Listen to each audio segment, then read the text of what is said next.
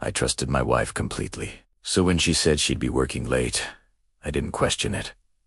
Until my phone buzzed, and one single photo changed everything I thought I knew about my marriage. My wife, Sarah, had recently taken on a ton of extra hours at work.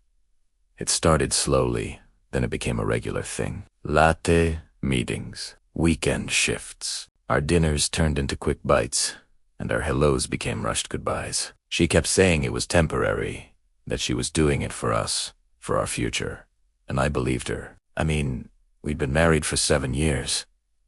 We were a team. Why wouldn't I trust the person I built my life with?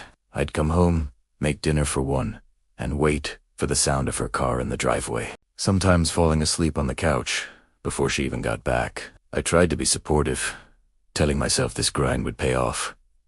Then one night around 9:30, my phone buzzed. It was a number I didn't recognize at first, but then I realized it was my neighbor, Mark.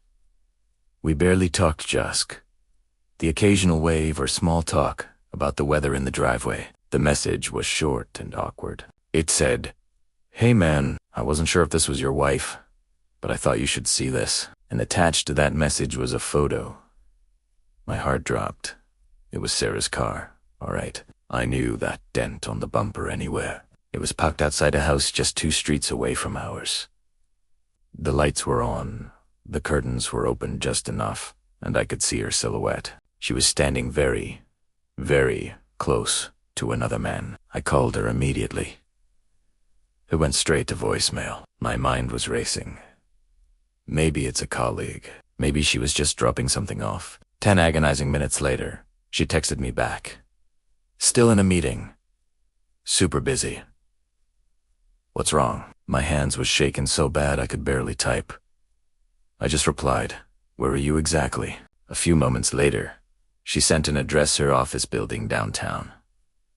It wasn't even close to where her car was. It was miles away. That's when the sick feeling in my stomach turned into a cold, hard certainty.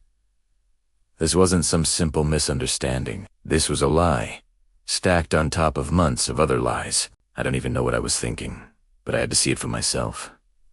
I got in my car and drove over there, and sure enough, her car was still there, parked right where Mark's photo showed it. I parked down the street, my engine off, and just watched. About 20 minutes later, the front door opened. She walked out, laughing. She looked so comfortable, so happy. And then she turned, and the man she was with leaned in. She kissed him on the cheek before getting into her car and driving off. I just sat there, in my own car, completely frozen. Unable.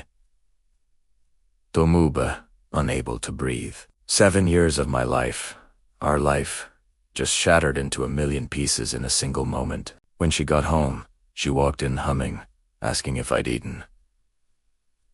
I didn't say a word. I just unlocked my phone and showed her the photo. The color drained from her face. She went completely silent. There were no excuses, no angry denials, just tears. She finally choked out that it started as emotional. She said she felt lonely, that I was working too much and wasn't paying her enough attention. It's funny, isn't it, how loneliness magically disappears the second someone else offers you attention. I didn't yell. I didn't argue or beg her to explain. What was there to say? That night, I packed a bag.